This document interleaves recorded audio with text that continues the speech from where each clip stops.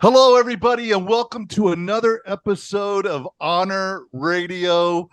Oh, man, today we are super excited about having a dear friend on our podcast. I can't say enough about Mitch, but I want to read you his bio because it's a great bio. Mitch has been writing about high school sports in the Bay Area since LeBron James was born. We're talking 1984. He spent 16 years in the Bay Area newspaper group and 2 years as a freelancer before landing as the San Francisco Chronicles prep editor in 2002. He accepted a national columnist post with CBS MaxPrep.com, where we met Mitch back in 2007. And in the next year, took on both MaxPreps and Chronicle Prep content provider roles.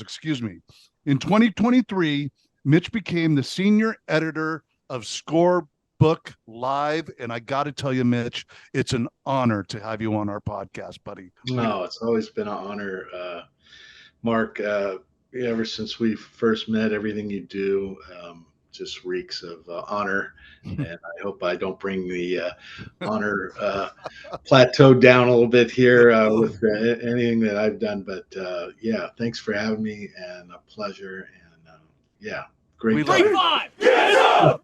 You already got to get some, buddy. That's awesome. You're going to get a lot more. Buddy, one of the things that we want to do with the podcast is get people to understand more of the man. What made Mitch, what got him into sports writing, all of that. Tell me, buddy, what got you into prep sports writing way back in LeBron James times? What happened? What happened there, buddy? Yeah, well, I'm going to go before that. I mean, I kind of was thinking about this as we came on, and just kind of the whole path. But I was just like any other sports fanatic. I don't want to go super deep, but I was raised by a single mom, and I had a very easy life, but it was pretty isolated. And I was a dreamer, man. I was, and I like, so many. And sports was where I completely went to dream, and I would go out on my own and shoot baskets. Jerry West, I grew up in Southern California, and was born in Hollywood. And yeah, we can start back when I was born. But and so when I was on the fields, I'd go out by myself and hit balls. When I was Dodgers cleanup hitter. So and that made me just as a dreamer. I wasn't the greatest athlete, but I was better than other kids just because I dreamed so hard. I mean, when I was, I'm talking little, like fourth grade up to junior high and high school, I just wanted to do that so bad. But I always, but there was a good sense in me knowing that I probably wasn't going to get there. There was a certain point where your dreams, you kind of realize, and I always loved to write as well. So the two things merged, once I got to junior college, and I tried to be a basketball and baseball. I tried both, and didn't make it. And so I got into journalism then, and then, but I always knew it. I used to also, my stepfather used to have me sit on his lap and read the LA Times every morning, and Jim Murray. And so, there was kind of a combination of those two dreams kind of, came to pass. And then when I graduated from college, in 1984, my very first job was with Contra Costa Times. They had a great program of just bringing in young, college students or aspiring journalists. And I was one of, they had a pack of five, and Mike Lefkow, I'll never forget, he brought me, we went to a scrimmage, this time of year, and how to score a football game, which is the hardest thing there is as a writer, is actually, to keep every single play, and keep these meticulous notes. And we walked the sidelines, and I was just so lucky. The very first beat I ever had was to cover the pinnacle, really, in high school sports, De La Salle football. I was kind of their little beat writer in Nice. 1984. Bob Laddiser had just started, Yeah. and he's only been there 5 years, and I knew then. It's funny. I don't pretend like I didn't play organized football, but there was something incredibly special. I knew whatever they had, they needed to bottle it. And speaking of military, I always told people they needed to bottle whatever he had and send it to the military because he just the kids just rose to a level. They weren't they didn't have 5-star kids or anything like that. They had a couple that were good for sure. Yeah. But anyway, so that got me rolling. So that's my first. I started there and just kind of. But I was passionate about sports. Mitch, you could tell your passion comes out in your writing. I mean, you can't read a Mitch article and not feel the passion. Yeah, I just got to go here because there's even a deeper passionate side to this man that I want the listeners to know about, and it has to do with something that Rick and I had already fallen in love with Mitch when we first met him on the sidelines of when we were beginning the Honor Bowl, and I'm going to get into a story of what we have about Mitch at one of our Honor Bowl games, but it was the story of the way he honored his sister Callie. I mean, it was a time. It was a hard time for Mitch.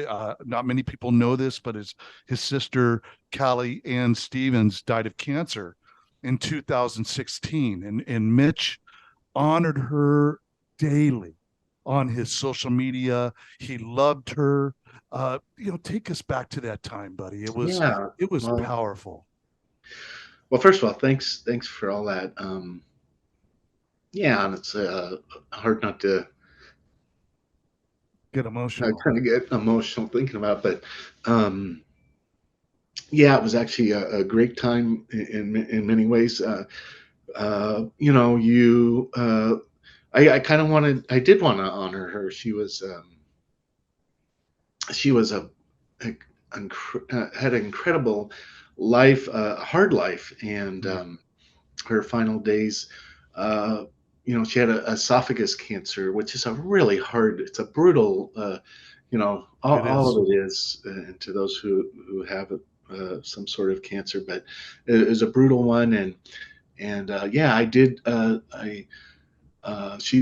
from my hometown is Santa Barbara, and luckily my own wife and family let me, allowed me, and actually MaxPreps, they were extremely generous in letting me spend. It was 17 days.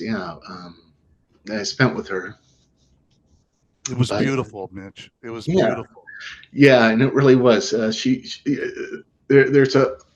some humor, but she got to this place. It's called the Serenity House in Santa Barbara. It overlooks, this gorgeous Mediterranean city that sits to the south of the ocean, and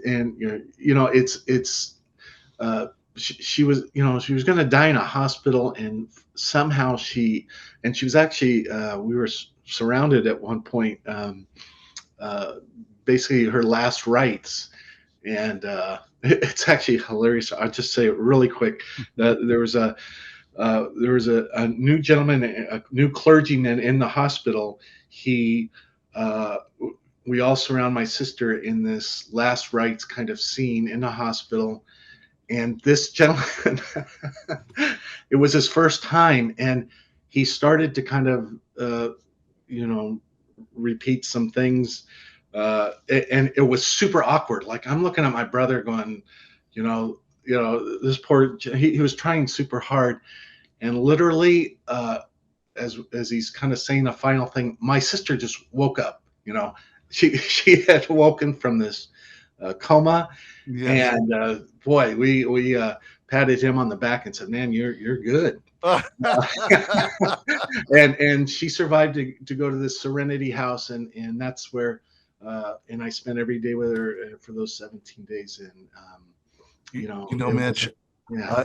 yeah, it was powerful, my friend. And I wanted to just touch briefly about that because I remember walking through that daily, reading your posts and seeing how you loved her and cared for her. It was powerful, the relationship that you guys had. And I just thought that the listeners should know the man that you are.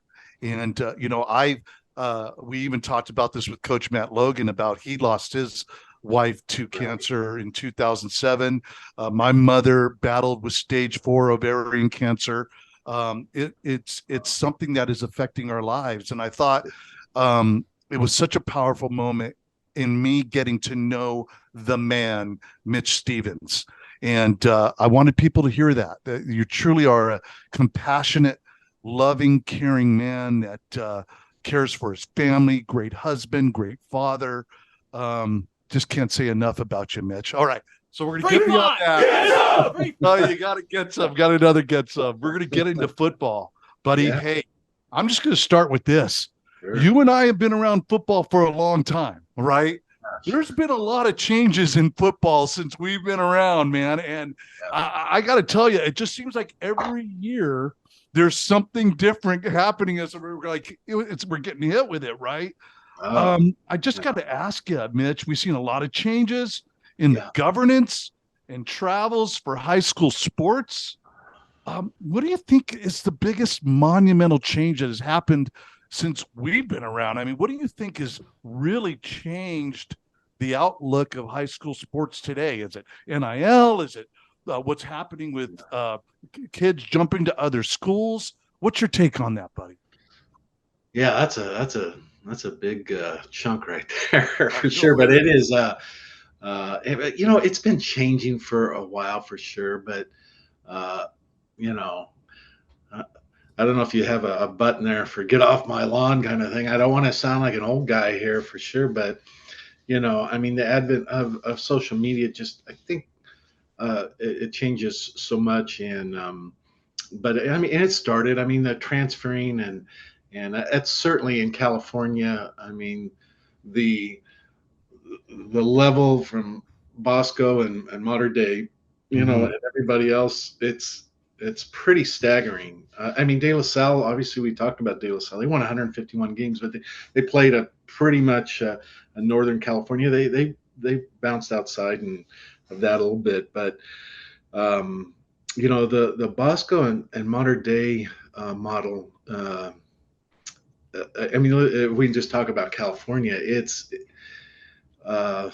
it's great. It's hard to take your eyes off of it because there is true greatness there. They got great players, great coaching. Absolutely. And, there's no denying that. But, there's also, the boundaries of kids, it feels like to me, and I haven't worked in a CIF office, and I just remember in Southern California I remember talking to an administrator down there, it just, the avalanche of transfers and trying to police that, it just became so great that somebody just kind of, I think as a whole entity, as much as they just can't spend every waking hour trying to investigate every transfer and whether they're legitimate and so on. So it's all been laxed. It's much more laxed. It feels like, and that's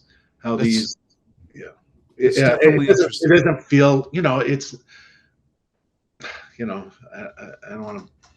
Well, the weird thing about it is, coming from a former football coach, Rick is still a coach. Yeah. Right. I think it just seems to take away the regional community spirit, right? Because you have so many of these kids flying in from all over, right? That the community spirit seems to get lost. Rick, do you feel the same way? Oh, I mean, completely, Mark. I mean, one time we had the Honor Bowl was held at Mission Viejo High School. And there was a player that was a senior at Mission Viejo, and that was his 4th high school that he had been to. Yeah, in 4 years. In 4 years. Yeah. But the family moved. You know, it's Mm-hmm. a difference between having someone travel from Sacramento and now be on Mater Dei or something. I mean, why wouldn't you if you're that well sought out? But Yeah, absolutely. and I think Mitch talked on something too that's very social media. It's just it's ramped up the level of views, of takes, of posts, right? I mean, it's crazy. My Twitter is nothing but football, right? It's just, but I love it. I love seeing these kids performing and getting better and growing. It's going to be an exciting 2023 year. I'll tell you that. I mean, I don't think there's anything that could be said more than Mitch. It's definitely changing the community of high school sports. It is. But I have been to, many Bosco and Mater Dei games, and it sure feels, it feels like a, college game for sure. Just the raw talent. You go on the field and there's college coaches everywhere. But there's still that community. I mean, both schools have tremendous traditions and community behind it. It's just ramped up. It's a, it's at a whole other level.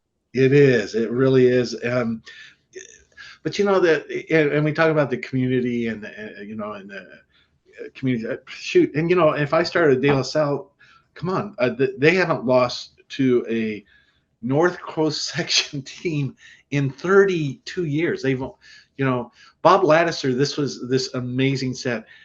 He had won more section titles than games he had lost. Now there's a stat that's just okay. That is a stat. But I remember early, at the early going, I worked in this East Bay Athletic League. That was kind of where I started, and of course, I was right in those communities, and they were incredibly bitter.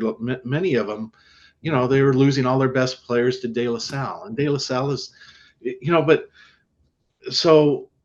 And I think I've always thought about the last game and De La Salle just, defeating these really good programs that have great years, fantastic years, and they end with a 52-0 loss. I could understand as a public school, just going, well, this doesn't feel right. And it's not. And that's how it is with Bosco and Mater Dei down there. They're wiping out these really good programs. So there's something quite, do we go to a super league? I mean, well, we know there's been talk about a Catholic league and a sure. public school league. I don't know if that'll ever happen, but there's definitely talk about it. Yeah, there sure is. Yeah. I mean, that's been talked about for I know it has been decades. Yeah. I know it has. I got to tell you.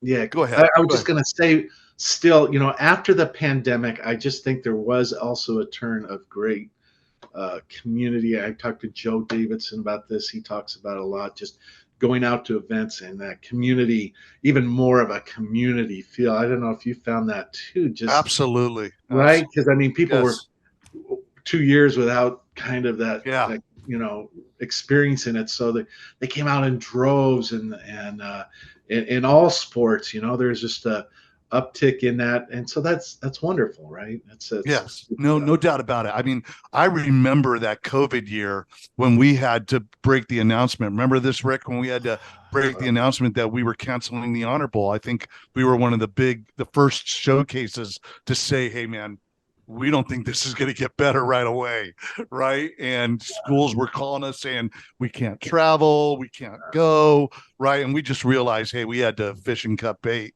right? But you're right. When it came back, it came back with electricity. It came back with enthusiasm. It came back to energy, and you're definitely seeing that build right now. So Yeah, I mean, what's going to happen with high school football is going to happen. I got to tell you, in many ways, I really enjoy it. I got to tell you, Mitch, Rick and I have worked the sidelines on Chain Gang when they were up playing in Uh, Sacramento, the state uh-huh. games. We would volunteer. We'd go, hey man, if you Oh, guys need Chain Gang, we'd volunteer. And oh, Rick and I would go out there for 3 days and volunteer and work the Chain Gang. We oh, loved it. We loved it. But I got to tell you, buddy, there was a difference in the hitting when you saw Bosco come up, or Modern Day, or De La Salle and Bosco go out, or Centennial. The hitting just seemed to be much greater, right? Have you ever seen right. that, Mitch? Yeah. Oh, what I've the last game I went to Bosco and Modern Day, what struck me was the speed and the hitting. I mean, I mean, the gaps were just closed in instances, and kaboom, like you Yeah, said, it is. But this is sports, right? I mean, at the high stuff. I mean, I don't want to get too big here, but I mean, the football. Football has uh, taken a hard hit, no pun intended, uh, because I just simply think we're, as a society, there's more focus, and this has to do with you know internet and excuse me, and social media. I mean, kids are just, they can train better, they know how to train, nutrition, true, speed, and it's true. almost knocked the sport on its head, because the you know 300-pound guys moving at 4.87 speed, it's gonna lead to head injuries. It Yeah, just, I mean, right? So I mean, uh, it for us fans, it's like, wow, this is fantastic. But yeah. is there a price to pay? And unfortunately, there probably has been. I don't know where it's going to end. I mean, how fast and bigger, strong are these guys? It is something though to watch, like you said, and being on the sideline is where you really see that, Yeah, right? there's one thing about being a fan and sitting up in the stands, but when you're sideline and you Yeah. see the speed like Mitch is talking about, and you see the collisions, it's no doubt about it. I mean, these guys are definitely up in their game in big ways, even if they're 15, 16, 17 years Oh old. yeah. It's Right. extremely impressive, and it's awesome to be around. It really is. That should get some, Rick. Free five! Get up! Free five! Get up! That's a double get some. That's really, hey buddy, as a sports writer, right? What was your most favorite article to write? Do you recall one that just went, wow, this was a fun one to write? Oh man, yeah. I go back to those. I mean, there's so many, but the assignments I got to do with MaxPreps called Beyond the X, and we did a couple of doozies. I got to just super fortunate enough to go to Indian Reservation and watch basketball, and the craze of Navajo Nation. Yeah. You're in these impoverished areas, and they have these cathedrals. I mean, they're cathedrals of basketball gyms. They seat 8, 9. This is for high school, and they make them specially, and to see them all filled up and in these areas, I got to spend a week there. That was just a fabulous. That sounds amazing, buddy. Yeah, it was. I tell you though, I left the Chronicle for MaxPreps. It was kind of the timing of the whole thing when MaxPreps went national, and part of the I had a pro and con list. It was really hard. I had reached a pinnacle with working for the Chronicle, and I still do, but it's just as a side thing. But one of the things was to watch. I got to see high school football in Texas, and I have to say, now that just that's a kick in the pants. Kick in the pants. Just it's kind of like, honestly, your event there. your Honor Bowl event, there's those elements of there's such great pride and attention to detail. Oh my gosh, that's a thing. That's a difference I see. People ask the difference between Florida football and Texas football and California football. That Texas experience, and there is no stone left unturned with everything from pregame. It's just it's pro, buddy. Just basic. It's pro. Yeah. It's it is, man, for sure. Yeah. We actually have a Texas football team that's going to be in the Honor Bowl this year. Oh, that's exceptional. Which one? Yeah. Excuse my ignorance. Who's playing? And what's the name of the team again, Rick? Trinity Valley. They're in Fort Worth. They're a small private school, and they're going to play Saturday at noon against University City, San Diego. Oh, nice. Oh, awesome. But this is a fun one because we've never had a Texas team in the cool. Honor Bowl, and we've been trying, believe me. They don't travel. They don't travel. No, they stay. They generally just think it, and it's hard to go against it. It's great football there. It's funny you said Trinity. I thought, oh my God, you're bringing Trinity. They got like 7,000 kids at that school. I'm probably exaggerating, but they have 5 or 7. A huge school. We actually looked at bringing the Honor Bowl to Texas. We've had several people reach out to us and have said, hey man, this would go great in Texas. We started the ball rolling, I want to say around 2013, 2014, but the economics of it was just so huge that we just couldn't make the money work because the travel and all of that stuff it takes to do it. I mean, someday we're going to do it. Someday we're going to figure it out and get it out there. Mark, when we were doing it, looking into it, we talked with Alan. Yes, we did. And the next day, one of the guys from Alan called Mark and myself back, and they said, I don't know if you understand, but football's kind of big here. And to use the stadium is $60,000 a day. Wow. And we said, just to rent the stadium. Right? Thank you so much, sir. Is that where you're going to play at Allen Stadium? We were going to do Allen. We were looking at Allen. They had just got done renovating it. And we were looking at it and we were like, God, the Honor Bowl there. And it just economically, I mean, our event is about giving back to the military veterans, right? We just didn't see the economics nor the fundraising cause of that much money going to a rental of a stadium and not 60,000 going to a wheelchair or to a prosthetic or a service dog. We just felt like we weren't living our charter.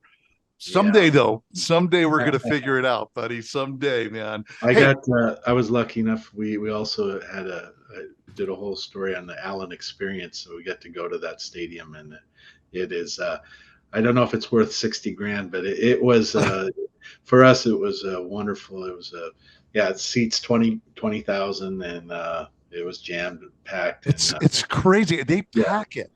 We've been invited. We've been asked because, the 49ers are our presenting sponsor. We've been asked to let's bring the Honor Bowl to Levi. Yeah. Right. But there's a whole bunch of stuff that has to work out in order for the Levi experience to work because of the NFL schedule. They don't put their schedules out till May and June. Well, we're booking teams the year before. Right. And so it wasn't going to work in that type of way. And honestly, we don't want to leave that football high school experience of being in a community and having a packed stadium and having the cheerleaders and the bands and all that. It just adds to the love of the Honor Bowl. Right? Get up! Got another get some. So, hey, I got to ask you this, Mitch. Sure. What surprises are you expecting in 2013 or 23? Is there a sleeper team that you're going, man, coach, this is a team that could be the one that you're really going to hear a lot from? I know I got one Rick and I have been talking about down in San Diego. What's one that you're thinking about? Well, you're catching me in the middle. I've done, we just did at SB Live Sports. There we go, a little plug. But I just did a aggregation where you can go to a one-stop shop and there's like 40, and we're still a week away from everything starting. So there's like 47 stories. So it's all kind of mixed in my head. I'm just going to go with one it's kind of a hot topic, but Bishop Reardon out of San Francisco, which has not been a football power by any means since Kenny Peralta coached them in the early 2000s. But they have and I haven't investigated or looked into, but they have a lot of transfers coming in, unusual amount. A kid, Lange from Mater Dei, but he was from up here and then went to Mater Dei and came back. And then they have this kid, Chris Lawson, who one of the Bay Area's best athletes for sure, transferred from Foothill, Pleasanton. And and they have a great coach. He's won state title there at here. And so he has a history of being, he knows how to coach for sure. They kind of had a funny season last year. It looked like they were strong, but I have a feeling they're going to pull together. I put them at number 50. And I mean, literally their history, they haven't had a winning season since 2015. So it's very unusual to put a team that hasn't had a winning season for 7 years. And are they the school that's got that beautiful stadium right near the water?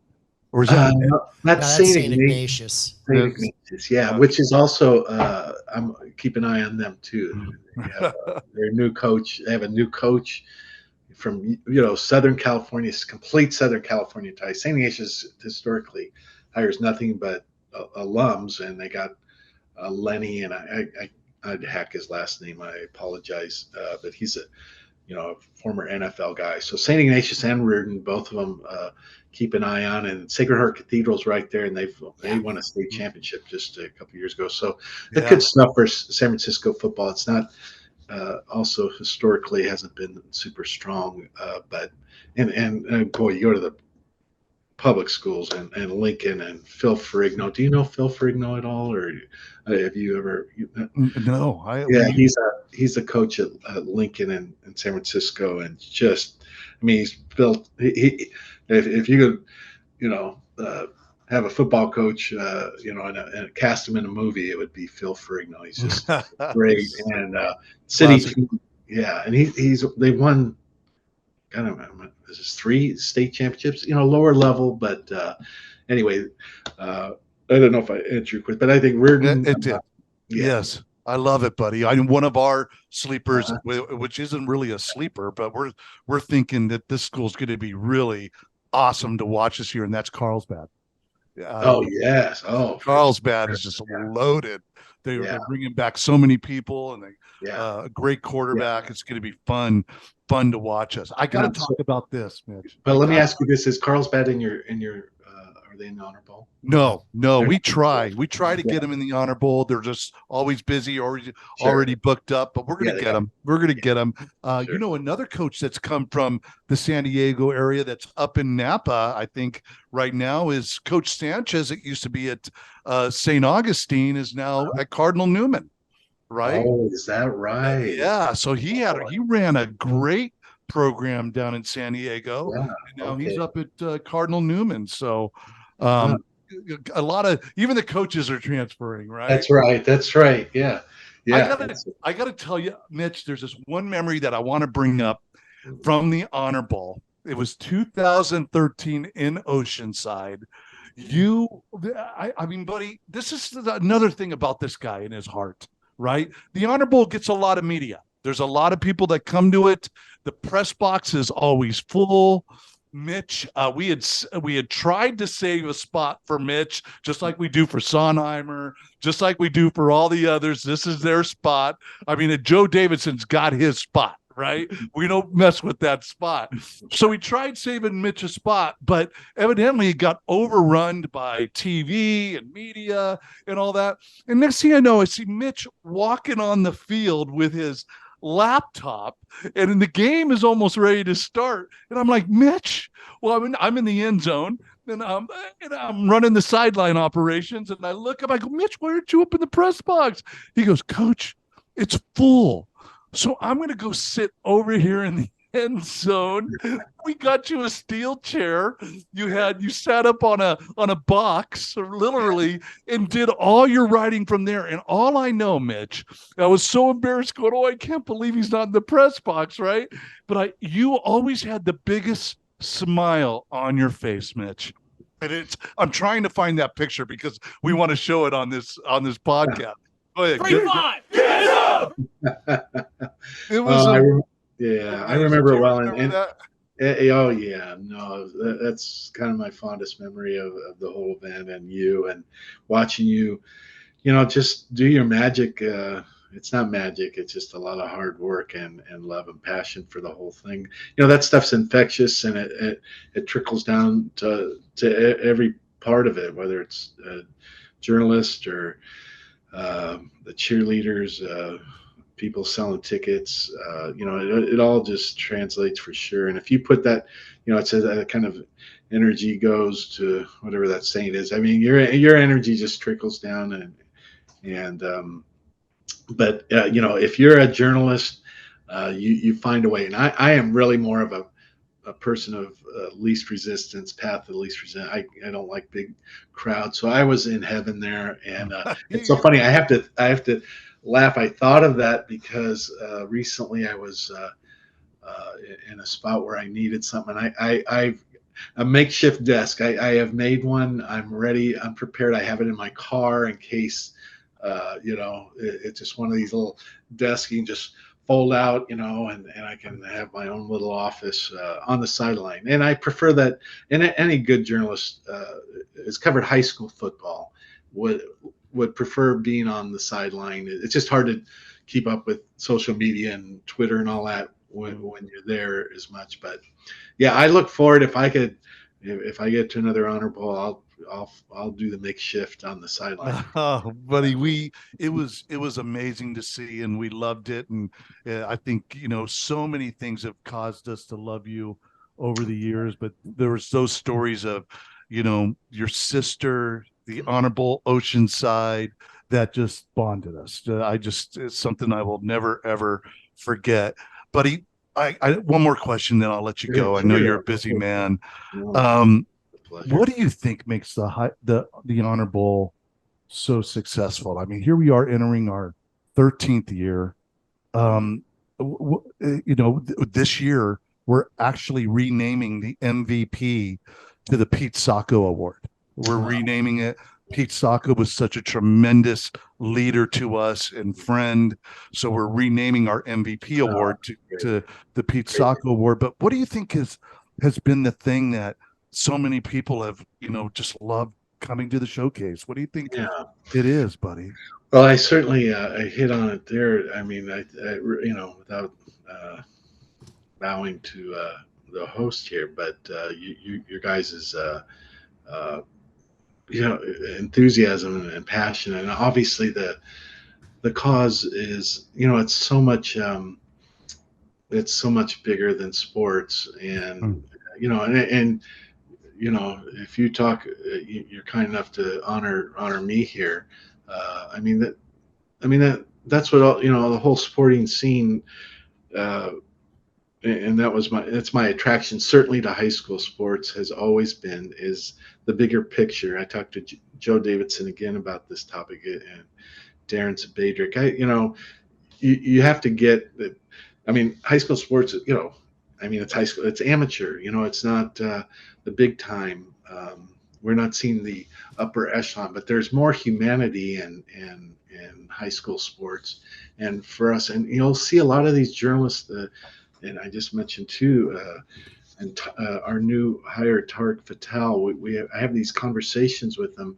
They're good enough. I mean, they're such great journalists. They could cover professional events, professional sports, and they have. And Darren, but there's something about just the high school level, and it's, and we talked a little bit how the purity is maybe getting washed away a little bit, but excuse my thing, but the just the humanity of it, There's real life stories, real connections, and that's why people are attracted to it. And they're attracted to you. You're about much more than football. I know you love the game, but it's about people. And It's about people. So yeah, true. You know, Mitch, I got to tell you, good friend of mine is a former quarterback for the 49ers, Jeff Garcia. And I asked him one day, I said, Jeff, what was your favorite time of playing football? And it was so easy. It rolled right off his tongue. He said, oh, that's so simple, coach. High school football was the favorite time. He goes, it was the purity of it. It was, it wasn't business. It wasn't all of this stuff that bogs you down in college and professional sports. He said it was the funnest time of my career. And now, we see it every day with what we do with the Honor Bowl. No doubt about it. It's the greatest and funnest time. Yeah. Mitch, I just I can't thank you enough, buddy. Thank you for your heart, for your love, for your inspiration, for your enthusiasm for the sport. I can't thank you enough, buddy. We really do love you. You're a good friend, and it's an honor to have you on our podcast. Rick, do you have anything you want to add? No, I say ditto. When I look at when I look for articles, it's always SB Live first, and then that other group, Max whatever. Oh, MaxPreps. And MaxPreps has been wonderful too. They've been amazing. I mean, we live pretty close to their. Mark just lives down the road, and I just live across the lake. And between Andy Beal and Steve Montoya and the rest of the crew there, they've been great. But SB Live, with what you do, like your latest article about the top 20 running backs in the state of California, it's quality stuff. Well, thank you. Yeah, and I have to just piggyback there. I made a real tough decision in leaving MaxPreps, and Andy and Steven and all those.